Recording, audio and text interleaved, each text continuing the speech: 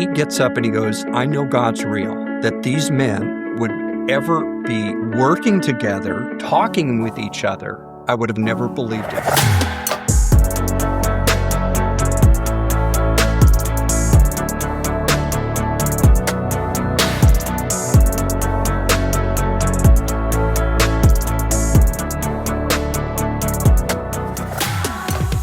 Welcome to Insights with Marcia. We are so glad to have you here today. If you don't mind, subscribe to our channel, drop us a like, and we'd love to hear your comments about today's show. Today's show will be fascinating.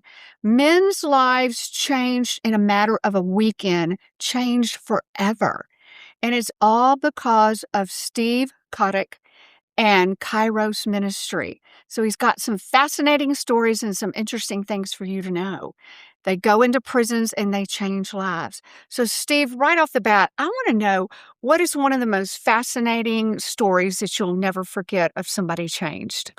The last outreach that we did, which was in February of this year, we went in, and one of the individuals that was in the participants, that we call them brothers in white, who came actually to participate in a Kairos weekend, came in. He was a relatively short guy, had tattoos all over his head. Wow.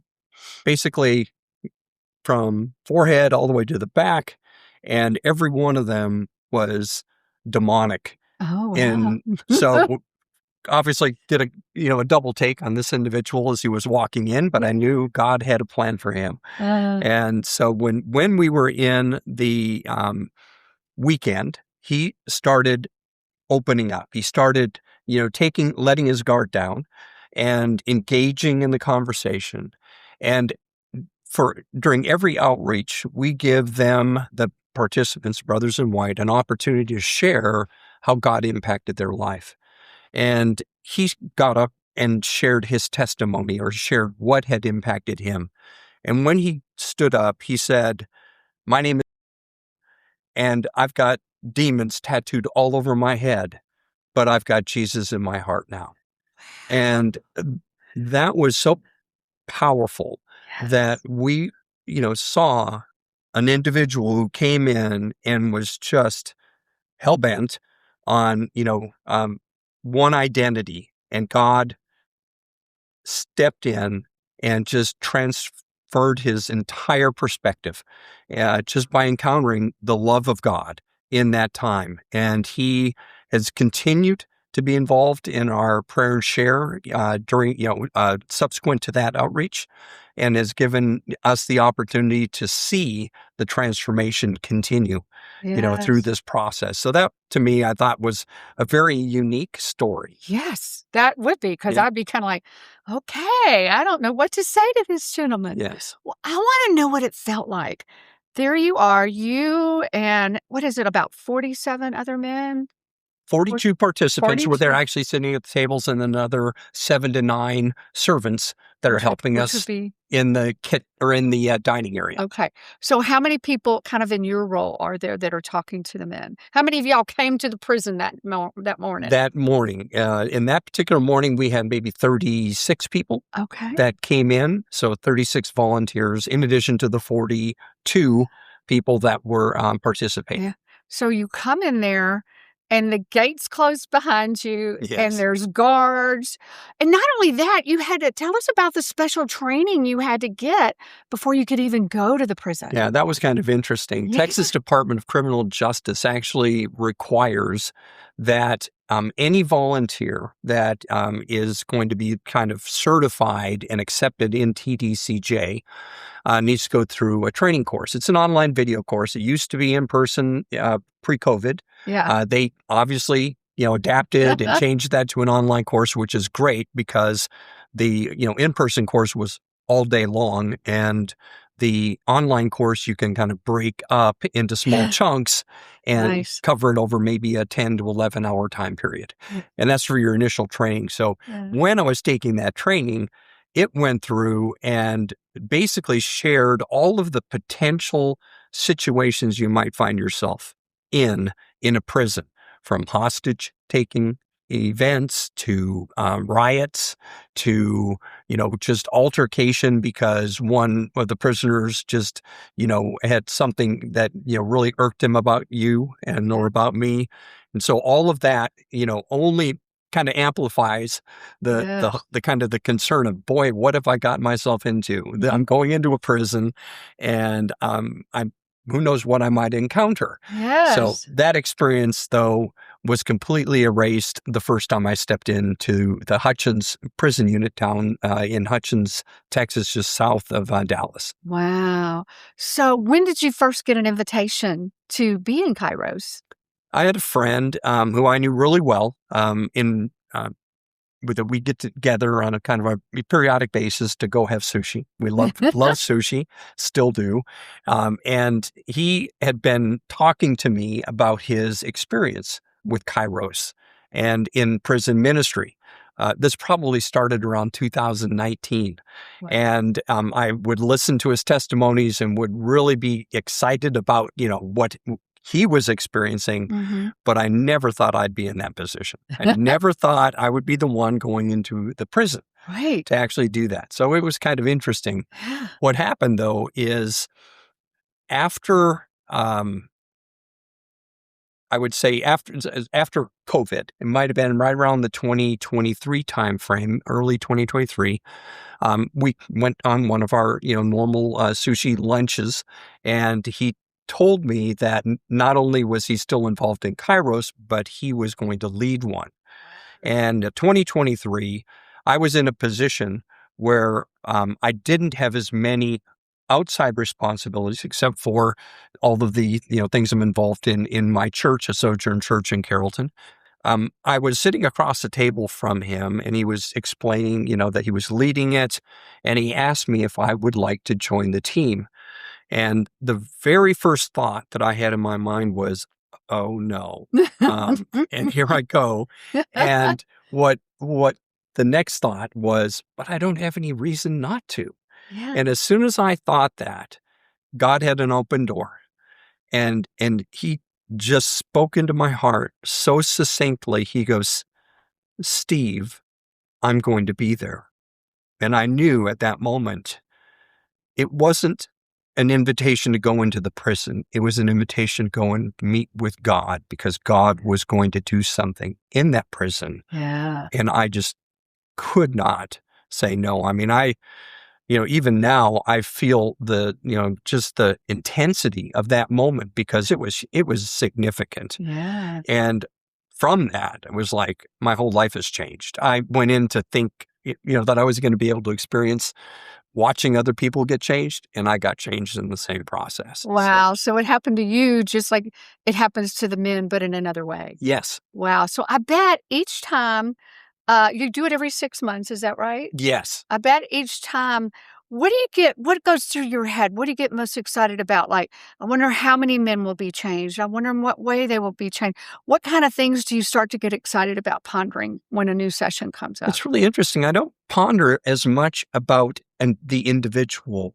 What I envision and what I ponder about the most is the movement that God is releasing in that prison. To me, that is so significant. And to continue to have, when I go in 2 times a month on the second Saturday and the fourth Saturday, along with other men that are part of the Kairos team. We go in and we host what we call prayer and share, where we have worship. We have an opportunity for the inmates, to the prisoners, to actually stand up and share either a prayer request or a praise report.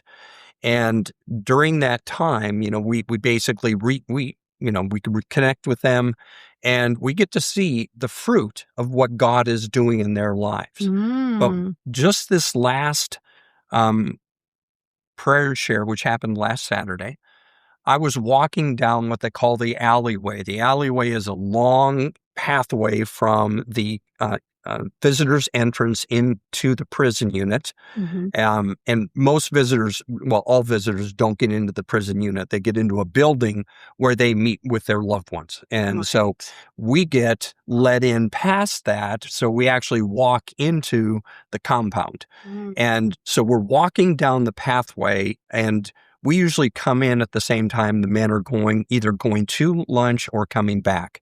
I'm walking down this pathway, and a whole line of men were walking out back to their dorm, and they were waving. They were saying hi, and I was taken aback for a moment bit, because that's not the normal reception we get. Normally, it's head down, stern look, and we might say "God bless you" as we're walking by them, just because hardly anybody else will probably say that to them. Yeah, they got to stay tough. Exactly. Yes. And so when I saw that, I was really just kind of re-energized that God was doing a work in that unit, that he was shifting and changing the atmosphere through the men he calls into his kingdom, through Kairos ministry and through other ministries that are serving inside that unit. So to me, that's what I see the most. That was probably one of the most exciting things. I could see that. It was. Yeah. And we did, I know you know Mary Forsyth. Yes. We did a podcast with her, which if you guys have not seen it yet, you need to. It's quite amazing. And her book is amazing. And it was the first time I think I really got a flavor for what it was like to be. She talked about her everyday life, and they've got to be tough. They've got to have a certain facade. Yes. And, it sounds like y'all make it a lot easier to meet God if you want to in prison than Mary had to kind of do it on her own, and God came there for her. In Hutchins right now, do you even have a guesstimation of, is it men from just a certain unit or the whole prison? How many men have gone through your program? 20 years. Wow. Right? So we've been doing this 20 years, and Yeah. we're on Kairos number 38. Mm. And assume 40 people, right? Or 42 people. We can kind of do a little bit of math. I know that's 80 a year. Exactly. 80 a That'd year be times 20 years. So over it's 10 years. 1,600 people have gone through Kairos Wow. over the years. Now, one thing that's unique about Hutchins is Hutchins is a medium security prison. Okay. And it is also what we see, as people will get transferred to Hutchins prior to getting released. They usually will have maybe a 3 to 4 year period where they know they potentially might be incarcerated, and they, put them into Hutchins, to help them with training and help them. Each prison has some of its own expertise and its own type of curriculum that a prisoner might be able to take advantage of. So Hutchins happens to be what I consider the last stop for some people that are actually going to get let out. So we see a lot of turnover because of that, which is a little bit of a detriment. There are other prison units out here, Bridgeport, which is just west of Fort Worth. Bridgeport's a much longer sentencing period. People are there for longer periods of time. And so you have a community of people that grows and grows and grows over time just because of Kairos. Yeah. Whereas in Hutchins, we get a lot of turnover. Right. Okay. So you've got to talk about the cookies. Tell us about the cookies. So, interestingly enough, we're known for our cookies. Yes. And once again, in the last outreach that we had a situation where we had a new assistant warden who was part of the Hutchins unit, a female, and she came in unannounced to our actual Kairos session. Wow! And she just showed up. We basically gave her the floor. She introduced herself, and then she just said, "What is this all about?" Wow. And no one on the team said anything. And so this really was just a poignant moment. So the prisoners, one prisoner stood up and said in a very succinct way about, what we were doing and, about having talks and discussing the talks and drawing posters and, basically what the mechanics of it was. And then another guy stood up who has written a book while he's in prison, and it's going to be published. Wow. This guy is just phenomenally anointed, Talented, yeah. very talented, and a strong believer. He just stood up and just succinctly said, it's all about, bringing men into the presence of God, that his love would touch their hearts. And he just succinctly said it. And the warden, back to the cookies, it's my little rabbit trail, back to the cookies, said, that's amazing. I just thought Kairos is all about cookies. And the reason we get this reputation is because when we go into an outreach, we actually solicit help from whomever will, volunteer through all the different churches of all the different men that are represented on the team to bake cookies. So, because we will go through anywhere from 400 to 520 dozen cookies over a 3.5 day period. Isn't that awesome? They have them for breakfast. They have them for lunch. They have them for dinner. This is on top of everything else we feed them. And then we put a bag together of, if I'm not mistaken, 7 cookies for the prisoner at the end of Saturday night, where we walk through a forgiveness ceremony with them to take back with them into their unit and give to other men that they have forgiven. Wow. And that's powerful for them. They don't get cookies in prison. No, they don't. No. Certainly not homemade cookies. No. Wow. So it's really amazing. So we have a little bit of a reputation on our cookies. Yes. But as the war 400 dozen, you deserve the reputation. Yeah. And you were telling me the food they get is, I'd probably lose lots of weight there. But taco salad, barbecue, and my grandmother used to say, you have to have that kind of stuff to draw people in, and it's just whatever it takes. Quickest way to a man's heart is through his stomach, right? There you go. And that it has a lot to do with why the men in the prison. There's a wait list, honestly, for people in the Hutchins Unit to go through Kairos. Sometimes it takes people 5-6 times the years to be able to get into the Kairos event. So and the reason they are so excited about it is the cookies, the food, the fact that it's in an air-conditioned building.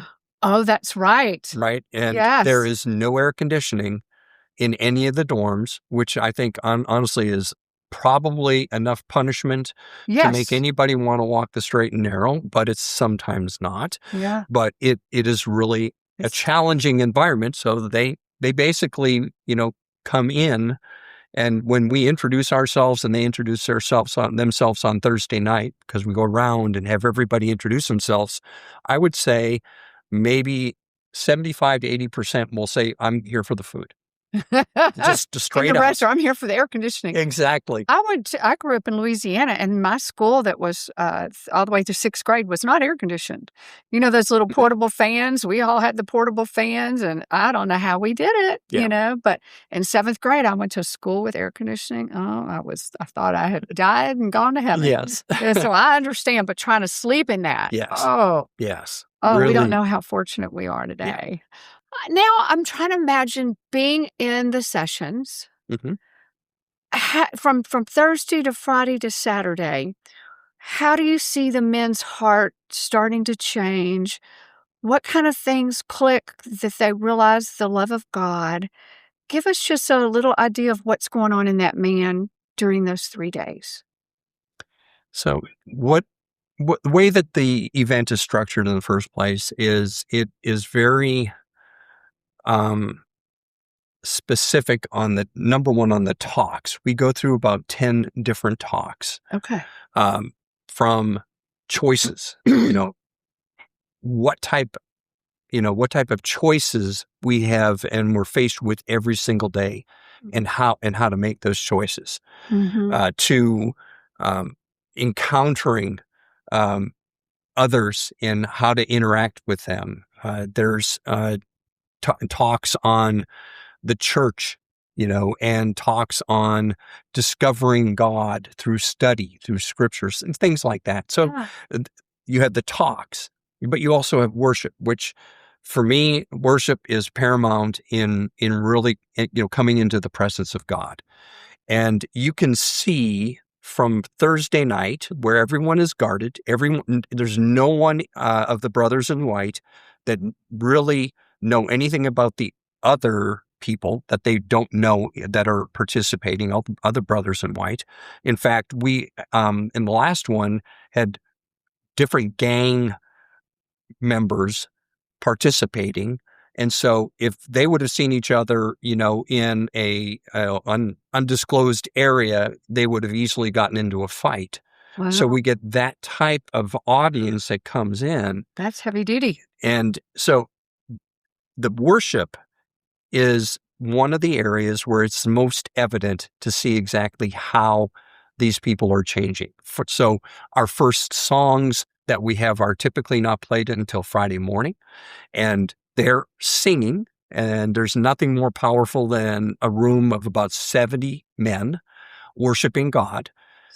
And it is I would call it probably on a scale of 1 to 10, a 3 or a 2 on Friday morning. Okay. By Friday afternoon, you start seeing people lift their hands. You start seeing people be a little more free in their worship. By Friday night, they could easily be jumping up and down. By Saturday, kind of how we used to be at a rock concert, but now it's a God concert. Yeah, okay, exactly. And so by Saturday, they're like one of the songs that we'll always usually play is "I'll Fly Away." Now, it's an old song. Yes. It's not one you think you would want to worship to in a prison, but we have one prison guard who's who has been with Kairos probably close to the beginning of when it started. That's neat. And she was diametrically opposed to Kairos when it first started. By the end of the first Kairos, she had given her heart to God. Wow. So her life was changed. So sometimes we see. So it's even the guards that are in the room. But she'll lead a line dance. She'll go in amongst the prisoners, and they'll do the "Oh, fly away," and so it's just amazing. Yeah. And all of this is happens over the course of time. Now, there's a lot of events that happen. One of the key events, though, was the prayer chain. The prayer chain that we put together from people that have committed to pray for that weekend. Okay. And that happens, once again, through the churches that we're involved in, people that you would say, yes, I'm going to pray for this outreach. Literally, we get prayer slips from people internationally. So Kairos is in 14 different countries outside the United States. Plus the United States, we have close to 500 institutions that we serve at around the world. And maybe 350 of those are in the United States, 350 to 400. And so these other institutions, both the prisoners and the teams that serve will also send in prayer chains. So we've had from South Africa, we've had, people will send in from, all across the African continent. And so that's really significant. But we take one slip of paper and we just literally cut it out all on Thursday morning, and we then we make a link and we create a prayer chain. And in one of the sessions on Saturday morning, we talk about agape, the agape love of God expressed through others. And the way that we accentuate that in that little talk is we then bring out this prayer chain. This prayer chain typically is 300 yards long. That's pretty long. It's long. And so is it like each one of those links, is it like words of a prayer that somebody from somewhere else? Person's name, the city that's praying, and the state that they live in, and that's it. Oh, that's neat. That's all it is. But it represents someone cared about that event and the people who were going to be impacted by God at that event. I've seen people, brothers in white, as we basically bring it out, the servants that we talked about will bring it out from behind over in the dining room and drape it all around each one of the different tables on the men's shoulders. And it just wraps around and around and around and then up on the walls. And they get to look at the names of each one of these people. And they are just floored that there's that many people that cared about them. Yes. And cared about that moment in time, that Kairos moment, which is where we get the word Kairos, where God has stepped in and has touched a heart in a way that no one ever could ever expect. No, because I think so much that's what everybody deep down inside wants, that somebody cares, that somebody really loves me, that it wasn't maybe a parent they grew up with that said they cared, but their actions didn't show it. Yeah. This is showing somebody's actions. And you're right. That is what I think would move people the most. And in prison, I'm thinking you feel lost and abandoned and forgotten. Yes. And this is telling them you're not forgotten. Yeah. These are the people. And then y'all remind them about God's love. Yeah. That's pretty powerful. Yeah. No wonder. So okay. So by Sunday morning, they're just worshiping big time. I'm trying to think if is there any other clues? Like, when do you see that facade start to break down? You were talking about the guy with all the tattoos.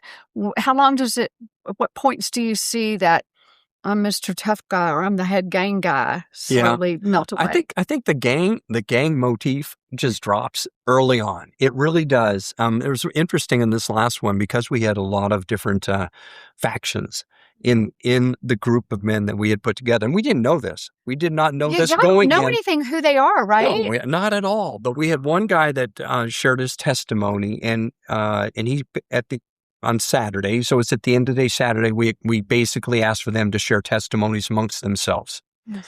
And he gets up and he goes, I know God's real.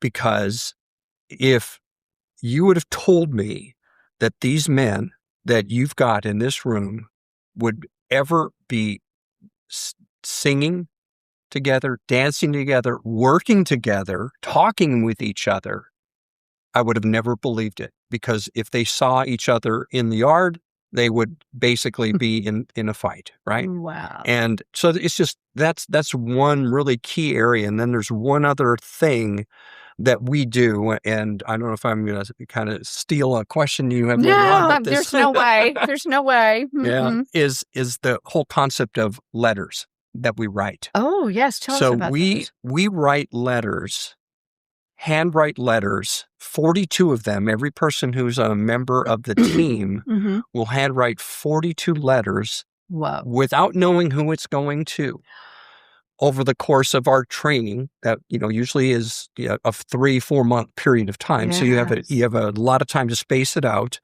Most people don't space it out that well like me. They're like kids in the last minute. Exactly. That would be me. I have my one little trick that I don't want to necessarily divulge, but, okay. but don't divulge it. I have one little trick, and it's basically Bible reading. If I Bible read and I highlight in my YouVersion Bible app, I highlight in a different color if I think this is something that God's speaking to my heart in a deep way, and it might be something I could write about and share to someone in prison. So I only share what God's brought me through. Yes. I don't do anything beyond that. And so I do it that way, but still, nonetheless, we write all these letters without knowing who it goes to.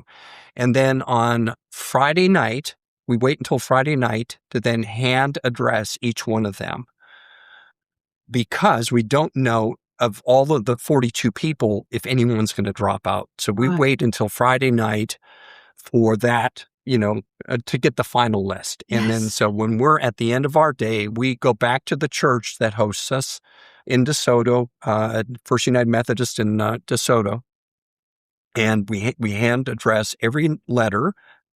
And at that point, that's where God steps in. He basically takes the letter that we wrote, I have no idea who it's going to, and we address it at that moment in time for that person.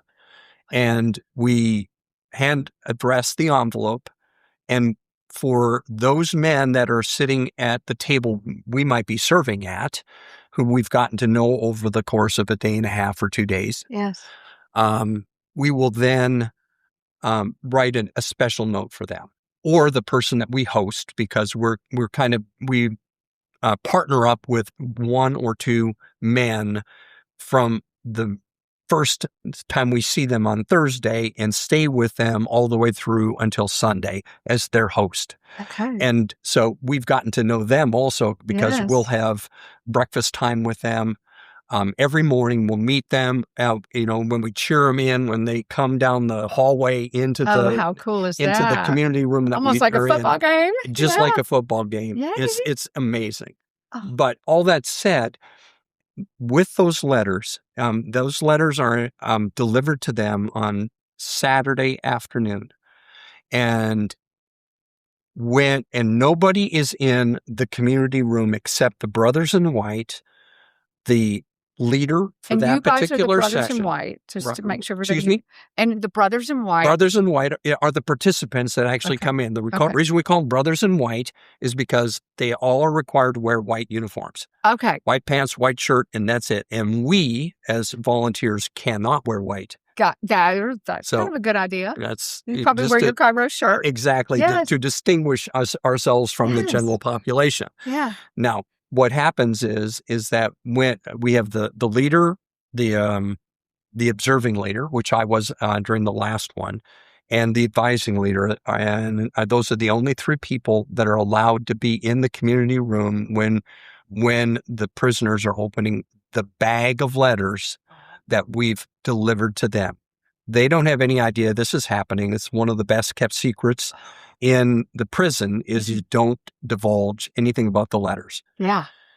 And when they open those letters, you see men starting to weep, because those letters, and only God can do this, literally will impact that one individual exactly the way God wanted him to talk, to touch their heart. Yes. Can I share one story? Yes. Quick one. It happened 2 times. So it would have been Kairos number 36. I had one guy at my table who was sitting on my left-hand side, get up and share his testimony at the end of Saturday. This is after getting the letter. And he goes, I've been in prison twice. My relationships with my family have been significantly strained. My mother died in 2023 while I was in prison, and I own that. There's nothing I can do about that. Yeah. He goes, the very first letter I opened was Dear So-and-so. And as I read it, I literally thought I was getting a letter from my mother. Everything about that letter was exactly the way my mom would write. And so he is reading through this, and he's weeping, and he's crying, and he goes, and it was a multi-page letter. Oh my goodness. That takes a lot. That's even better. It is. And when he looked down at the signature, it was signed by Janet, which was his mother's name. So. Oh my gosh. A Kairos moment. That is a Kairos moment. Yeah. And so he just was overwhelmed. Now, Janet, this was going to be the last time she served on our team, because she lives in Waco. And she just, a lot of times you have to drive up and all the additional, effort it takes to go through 5 training Saturdays with us to, as we form the team and we, can, basically gel together as a team. And then be up here for 4 days is taxing, right? So she basically had made that commitment, but she was the one that wrote that letter. So it was like God was just saying, well done. I just love stuff like that when it happens. Yeah. I just love it. Yeah. Our God is a big God. Amen. He can really pull some good ones. Yes. Like that. Like Janet of all things. I know. I mean, that man will cherish that letter for the rest of his life. Absolutely. God does some good ones. And he has been consistently going back to prayer chair every single time. In fact, he served as a servant because that's part of the requirement to be a servant, because everybody wants to come back a second time to get more cookies. Yes, more right? cookies. And more food, and just be able to, be in the atmosphere of the presence of God. So for women, Mhm. how do women get involved? Yeah. Great question. Yeah. So women, we actually have a Kairos Inside for the women's prison units. Oh, okay. And the women prison units are in Central Texas, so it does require a little additional effort to do it. Yes. But we do have people up here. Now, one of the nice things about Kairos is that when you're on a team, you will be given a place to stay. We raise the funds for each one of these outreaches with the understanding that we're basically going to be together as a team in a hotel, because we have people coming from all over. We have Waco, we have people coming from all over the DFW area. And the last thing you want to do is have to commute in Dallas rush hour to get there at 6 a.m. at the Sally. We had 0 sleep that weekend. Exactly. So we pay for the hotel. So I mean, there are things that we establish and make available to people that are on it. So that's one area, Kairos Inside. The other is to come alongside the Kairos Men's Ministry, which is here in the Dallas-Fort Worth area, and they can then volunteer on the outside support team. Because the outside support team is made up of men and women, but they are literally the backbone of our outreaches. They do all of the food prep, all the cooking, all the material prep. They pray and intercede for every one of the men that are participating in this Kairos outreach. We give them an iron cross at the end when they complete the outreach. Yeah. And that cross is given to one of the support people, and they pray over that cross the entire time that they're working on the support team. So there's a lot of things that they do, for intercession. They have chapel time. And interestingly enough, we had a whole group of men that served on our outside team last time. So we're rethinking how we introduce men into it. Some might actually be able to work on the outside team the first time they come, because it just is a whole new perspective on what we do. Yeah. So that's another area. And then the last one is the Kairos, what we call Kairos Outside. And Kairos Outside happens to be for women who are impacted by someone that they know are close to in prison. Yeah. And Kairos Outside is an all expense paid 2-night experience in 2 days. So they come in on Friday, they are all day Saturday, and they leave on Sunday. So just to think of it as a weekend getaway. Yes. We will actually pick up the women who are participating in that because some people don't have cars. They will come in, and so that women's ministry is hosted and served by women and also men who are on the outside support team for that. And there's a lot of men that do that. Yes. So, and that's a very powerful ministry. So what we look at is we say, if we've got someone on the inside and they have family members that have been adversely impacted by, while there's man is serving time, whether it's a husband, a significant other, a son, whatever, it could be a brother, right? That's serving time. But one of the things we say is that a lot of time the women in your life are serving time alongside you, because it's a very difficult, thing to have to walk through, is when someone is close to you is in prison. So, yeah. Wow, that's cool. Yeah. That's cool. Okay, I got a little list of questions here for you. Good. Okay. Let's see. Have you ever gone home emotionally wrecked after a weekend? Every in time. a good way. Every time. Every time. That's good. Keeps me coming back. Yes. I go home. I have a real good friend who I go there with. I have been going there with for, let's say, the last 2 years. And when we get out, on our drive home, we just go, because we start at 6 a.m. We get up at probably 4:35. Yeah. We get to the prison unit at 6:15. We try to get in by 6:30, 6:45.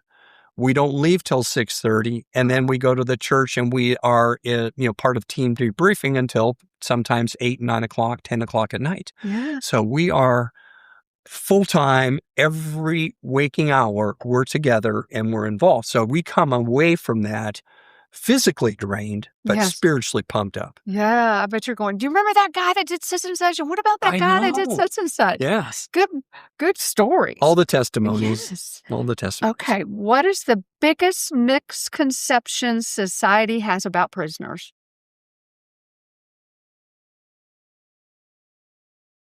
Boy, that's a good question. I can talk about my own misconceptions about that's prisoners, perfect. which might be somewhat representative of the Yeah. society as a whole. Is, my perception is these guys, are the worst of the worst. They're there for a reason, and they're when the prison is there to rehabilitate them, right? It's, that's kind of this whole attitude. We put you there for a purpose, and the prison's going to do its job. Well, that's probably the biggest misconception, is that the prison doesn't do its job in the truest sense, It's not equipped. because you get a high recidivism rate. I mean, you really have, people that are repeating 2, 3. I've seen guys that have come to Kairos and they've been in prison since they were teenager, late teens, and they're in their 50s and 60s. Wow. So it's a life. It's a lifestyle and they've gotten out, but they've gotten right back in, and they've never broken the cycle. So that's probably the biggest thing. What is the recidivism, which I can never say that word Yes. right? Right. Yeah. Once they go through Kairos. Well, we've only done one kind of study, and it was a study performed by Kairos. So it's not a peer-reviewed study. So take that for what it's worth. Yes. They studied 505 people in a prison in Florida. And of the 505 people that they studied, for people that did not go through Kairos, they had a recidivism rate of about 24.5%, rounding up to the nearest 0.5%. Yeah. If a person went through the Kairos weekend and didn't go any continuing events after that, it dropped to 15%. 15.3, 15 point, right around that point. If they were then engaged in what we call prayer and share continuing every, the second and fourth Saturday, twice a month, and the reunions are another event. We don't do reunions at Hutchins only because they didn't approve of us to be able to have that additional time. A reunion is an all-day event, and sometimes at least an all-day event, sometimes a weekend, where all of the Kairos, anybody who has ever been in Kairos can go in, and we serve food and things like that. If they go through that, the recidivism rate had dropped to 10%. Wow. So it could be as high as 50% reduction. That's amazing. Which makes a big, big difference. Big difference. What one weekend with God can do. Yes. Okay. I'm trying to pick my favorites here. Tell me about one inmate you will never forget. The first outreach that I went on, he was at my table. It was an African-American guy, fairly big, strong guy, extremely quiet. One of those individuals that came in, obviously for the food and for the air conditioning, because this was August of 2023. Gosh, yes. And he sat at the table and interacted a little bit, but basically only when asked. And when we're serving at a table, we're not supposed to talk. We have a phrase in Kairos that is sacred, and that is listen, love. That's what we're supposed to be doing. Listening. So in that context, we are supposed to ask. We're supposed to draw them out. Okay, so hard guy to draw out, and we were going through the weekend. We talk a fair amount on forgiveness. Forgiving yourself, and receiving the forgiveness of God, forgiving others, and that we talked a little bit about the cookies being an expression of forgiving others, right? Yes. We have a ceremony where we have rice paper where we ask them to write names on them, and they drop it in the water. It literally dissolves. Oh, that's And cool. it's symbolic of God saying, I will remember their sins no more. I choose to remember their sins no more. And it's just like releasing that individual as I'm not going to hold what what you did against you any longer. So that, and after we were going through these forgiveness talks, he comes to the table after one of the chapels. We talked about forgiveness, and he looks at me specifically because I was giving the forgiveness talks. He goes, do I have to forgive the persons that I killed my father and my mother? This happened when he was 19 and 20 years old. So he lost both parents within a 1-year period. And my gut just sunk. I mean, you want to say, no, man, I I know. would be mad too. I know. But you want to say. What I said is, yes, you do, because holding that unforgiveness is only keeping you locked up inside. And I just said, with God, all things are possible. And you could just see in his face, this torment, just struggle to a certain extent, just start lifting. It's like, okay. And it was like he had, in his mind, he had said, yes, I'm going to do this. Now, saying that in your mind and then actually doing it are two different things. But he wrote that person's name on his rice paper. And he had a subsequent, one-on-one with one of the clergy that we have on our team. We have, a clergy ordained person at every table, because there are certain, legal safeguards that a clergy has going into a prison that a lay person doesn't, which is helpful. So we usually have those one-on-one talks set up with clergy. And I found out after the fact that when he went to that person and visited with him, that he gave his life to the Lord. Wow. And was filled with the Holy Spirit at this in one setting. And it was like that just transformed him. I mean, after he came back from that session, it was like he was engaged. He was drawing on the posters. It was just amazing. So that I'm never going to forget that. It happened my first weekend, and I've had a number of other major events happen that have just been life-changing for me. So neat. Well, I tell you what, this has been incredible to think that you guys can go in there and share God's love, minister to these people, know how to speak to their hearts, writing personal letters, prayer chains. It's amazing because I think everybody in prison they are really kind of forgotten in a pretty big way. Yes. Even if they're not in their family, there's the physical part of it makes them feel that way. So I'm sure there's some people watching that would love to know more. How can they find out more? Like your website and things of that nature? Sure. Well, there's an international website, Kairos Prison Ministry International, kpmi.org. Okay. There is also a Hutchins Unit website, which is Kairos-Hutchins, HUTCHINS-unit.org. And that has everything that we do for the Hutchins Unit, whether it's cookies, whether it's the prayer chain, whether it is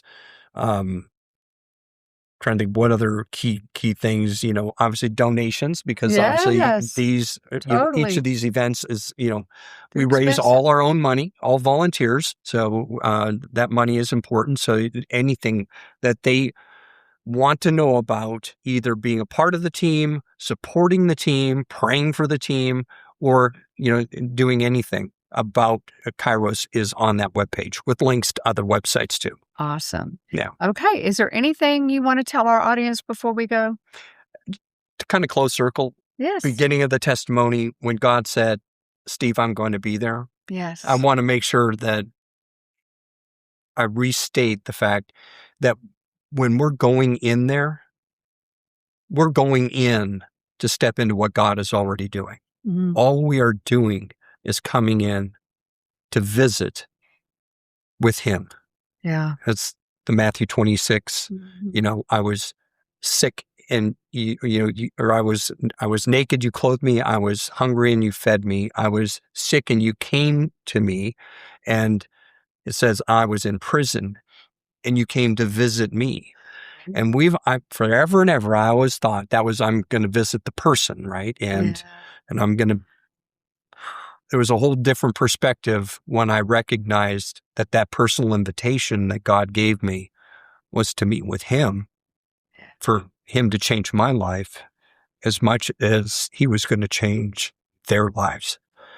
All we're doing is we're stepping in and we are witnessing that what God is doing in the lives of these men. And being able to rejoice with the end product of men giving their lives to the Lord, turning their lives around, coming back to God. A lot of prodigal sons. A lot of things that happen. That's awesome. Yeah. Thank you so much for Thank coming you. and sharing your story. It was fabulous. Yeah. And for all you folks out there, I know it blessed you as much as it did me. We would love to hear your comments. And in fact, we're going to be having a person that has been through Kairos giving his story about what all happened to him and then in the weeks up and coming. So we love your comments. Thanks for being here. Like us and subscribe to us. Y'all have a wonderful day.